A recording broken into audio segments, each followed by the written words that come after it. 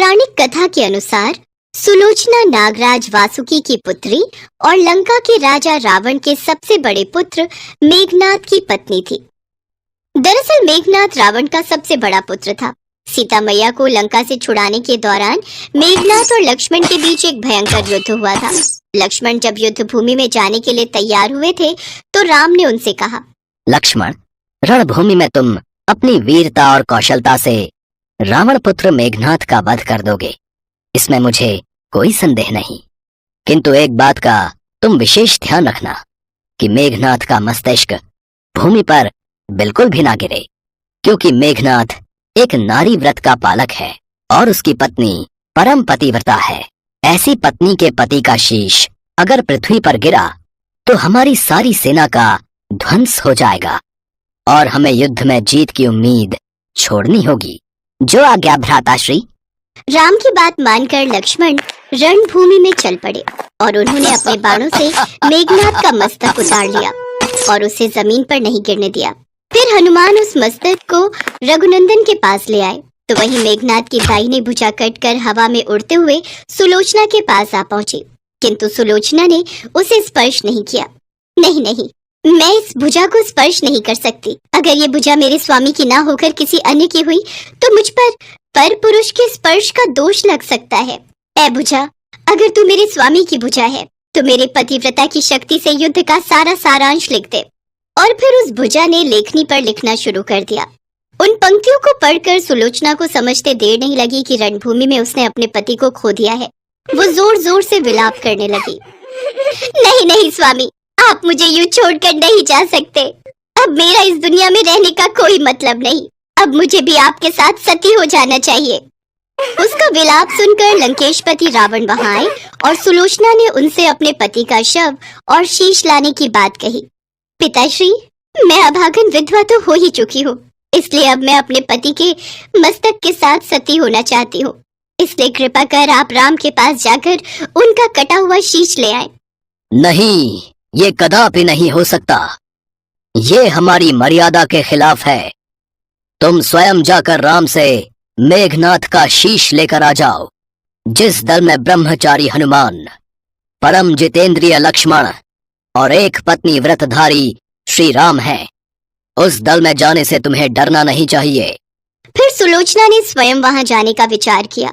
सुलोचना जब श्री राम के पास पहुंची तो राम स्वयं उसके पास उठकर आए और कहने लगे, देवी, तुम्हारे पति विश्व के अनन्यतम योद्धा और पराक्रमी थे। उनमें बहुत से सद्गुण थे, किंतु विधि का विधान कौन बदल सकता है। आज तुम्हें इस तरह देख मेरे मन में पीड़ा हो रही है। तुम्हारे पतिव्रता की महिमा अपरंपार है, उसकी शक्ति की तुलना नहीं है। बताओ देवी, मैं तुम्हारी किस प्रकार मदद कर सकता हूँ। राघवेंद्र, मैं सती होने के लिए अपने पति का मस्तक लेने यहाँ पर आई हूँ। श्री राम ने उसी क्षण मेघनाद का मस्तक सुलोचना को सौंप दिया। अपने पति का कटा हुआ मस्तक देखकर सुलोचना की आंखों से आंसुओं की धारा बहने लगी और वो रोते हुए लक्ष्मण की ओर देखकर बोली, सुमित्रा नंदन, तुम भूल कर भी गर्व मत करना कि इनका वध तुमने किया है। मेरे स्वामी को धराशायी करने की शक्ति तो विश्व में किसी के पास नहीं थी। ये तो दो पतिव्रता नारियों का भाग्य था, किंतु दुर्भाग्य से मेरे पति पतिव्रता नारी का अपहरण करने वाले पिता का अन्न खाते थे और उन्हीं के लिए युद्ध में उतर आए थे, और केवल इसी कारण मेरे स्वामी परलोक सिधार गए। तभी सुग्रीव ने अपनी जिज्ञासा शांत करने के लिए सुलोचना से पूछ ही लिया, देवी, किंतु आपको यह कैसे ज्ञात हुआ कि आपके स्वामी का शीश श्री राम के पास है। मेरे स्वामी की भुजा युद्ध से उड़ती हुई मेरे पास आ गई थी।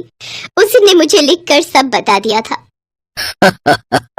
अगर कटी हुई भुजा लिख सकती है तो फिर तो कटा हुआ मस्तिष्क भी हंस सकता है।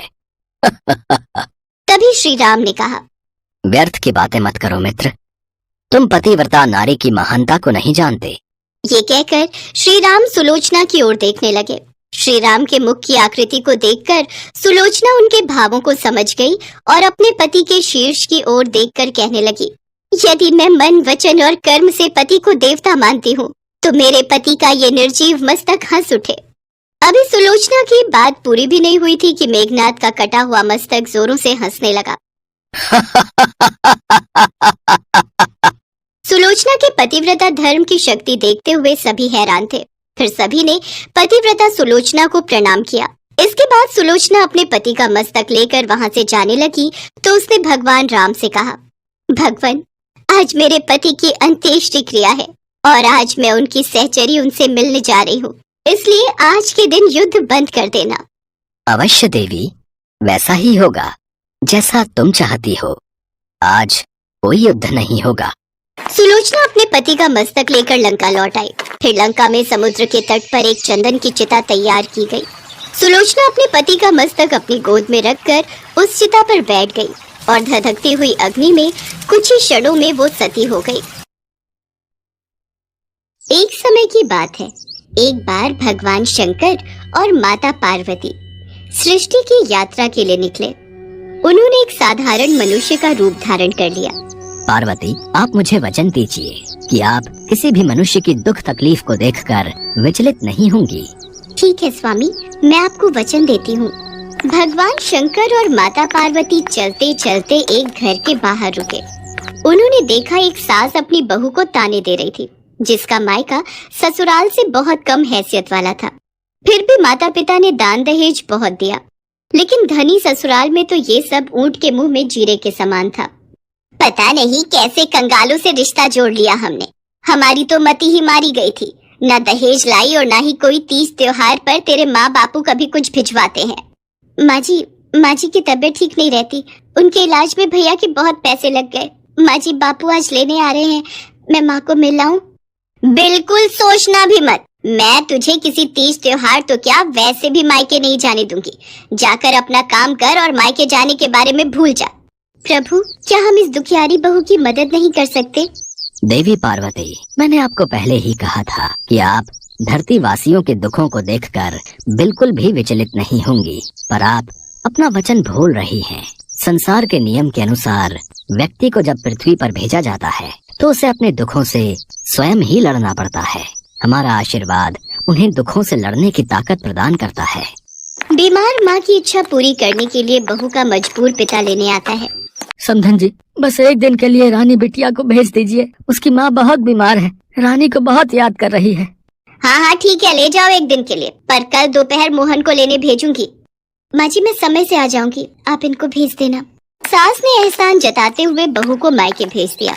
रानी ने जाकर देखा कि उसकी माँ की तबीयत बहुत खराब है और घर के हालात भी बहुत बिगड़ चुके हैं। मालिनी, रानी काफी समय बाद रहने आई है, तुम कुछ उसकी पसंद का ही बना लो। सुनो जी, आप तो जानते ही हो घर में कुछ भी खाने को नहीं था, तो मैंने बाजरे की रोटी और चटनी बनाकर रख दी थी। रानी के भाई भाभी अभी बात कर ही रहे थे कि तभी वो अंदर आ जाती है। उसने उनकी बातें सुन ली थी। भैया, आपको क्या लगता है कि अब मैं इस घर की कुछ भी नहीं लगती? मैं आज भी इस घर की बेटी हूँ, ये मेरा अपना घर है। भाभी के हाथ की चटनी और बाजरे की रोटी मुझे बहुत पसंद है, कब से नहीं खाई। भाभी, मेरे तो भूख से पेट में चूहे कूद रहे हैं, जल्दी से बाजरे की रोटी और चटनी दे दो। हमारी रानी कितनी सयानी हो गई है, अपने मायके के हालात समझती है। माँ, तुम जल्दी से ठीक हो जाओ। तुम बीमार होती हो ना तो घर भी सूना सा लगता है। अब तुझे देख लिया है ना, अब मैं बिल्कुल ठीक हो जाऊंगी। तू आराम से खाना खा। रानी ठीक से एक दिन भी अपने मायके में नहीं रुकी कि उसी शाम मोहन उसे लेने आ गया। बेटा, तुम तो कल आने वाले थे ना?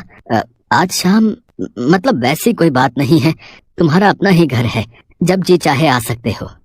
बाबूजी, वो माँ की थोड़ी तबीयत ठीक नहीं लग रही थी, तो उन्होंने बोला कि घर का काम भी है, इसलिए मैं रानी को आज ही घर लेकर जाऊं। आखिर अचानक माँ जी की तबीयत कैसे खराब हो गई कि उन्होंने मुझे इतनी जल्दी बुला लिया? वो तो जाकर ही पता चलेगा। रानी अपने घर वालों से विदा लेकर वापस ससुराल पहुंची। रानी ने देखा उसकी सास तो आराम से पलंग पर बैठी पूरी पकवान खा रही है। रानी को समझ आ जाता है कि उसकी सास ने उसे जानबूझकर झूठ बोलकर वापस बुला लिया है, पर वो अब कुछ नहीं कर सकती थी। मोहन कमरे में जाकर सो गया। रानी भी कमरे में जा ही रही थी, तभी उसकी सास ने उसे रोकते हुए पूछा, तेरी माँ कैसी है? खातिरदारी तो बहुत की होगी, क्या क्या बनाया था? माँ जी, भाभी ने मेरे आने की खुशी में बहुत सारी चीजें बनाई थी। इतने सारे पूरी पकवान, जलेबी, रबड़ी, कचौड़ी और ना जाने क्या क्या भाभी ने बनाकर मेरे आगे रख दिया। पेट फटने लगा खा खा कर, लेकिन मन नहीं भरा। कितना साफ झूठ बोल रही है। इसके भिखारी माँ बाप इसे क्या खिलाएंगे। अभी थोड़ी देर में पेट का ढक्कन खोलकर देखूंगी तो इसका झूठ सामने आ जाएगा। तभी मैंने इसे कल की जगह आज बुला लिया। कुछ देर बाद रानी कमरे में जाकर सो गई। सास से रहा नहीं गया। वो चुपके से रानी के कमरे में गई और उसके पेट का ढक्कन खोलकर देखा। कितना झूठ बोल रही थी कि मालपुए खाकर आई है। इसके पेट में तो बाजरे की रोटी और चटनी के अलावा कुछ है ही नहीं। इसे सुबह बताऊंगी। अगले दिन उठने पर सास रानी को ताना देते हुए बोली, बहू तू तो बड़ी झूठी निकली। कंगालों की तारीफ कर रही थी। झूठ बोलते शर्म नहीं आती। मैंने तेरे पेट का ढक्कन खोलकर देख लिया था। उसमें सिर्फ बाजरे की रोटी और चटनी थी और तू कहती कि तेरी भाभी ने तेरे स्वागत में ढेरों पकवान बनाए। अपने मायके वालों की कितनी तारीफ कर रही थी। झूठ सामने आ गया। रानी बेचारी दुख और शर्मिंदगी में कुछ बोल न पाई। वो भगवान शंकर और माँ पार्वती से बिलक बिलक कर प्रार्थना करने लगी। हे भोले भंडारी, हे पार्वती माँ, ये पेट का ढक्कन हमेशा के लिए बंद कर दो ताकि मुझ जैसी किसी और गरीब का अपमान ना हो। ये ढक्कन खुला रहेगा तो बार बार मुझ जैसों का अपमान होगा। अब तो हम अपनी भक्त की सहायता कर सकते हैं क्योंकि उसने हमसे सच्चे हृदय से प्रार्थना की है। हे प्रभु, आज के बाद किसी का इस तरह से अपमान ना हो। आप पेट का ढक्कन सदा के लिए बंद कर दीजिए। हमने तो सब देखा महसूस किया है। जो रानी के साथ हुआ वो किसी और के साथ ना हो। देवी पार्वती के कहने पर शंकर जी ने पेट का ढक्कन हमेशा के लिए बंद कर दिया। कहते हैं तब से धरती के प्राणियों के पेट का ढक्कन सदा के लिए बंद हो गया।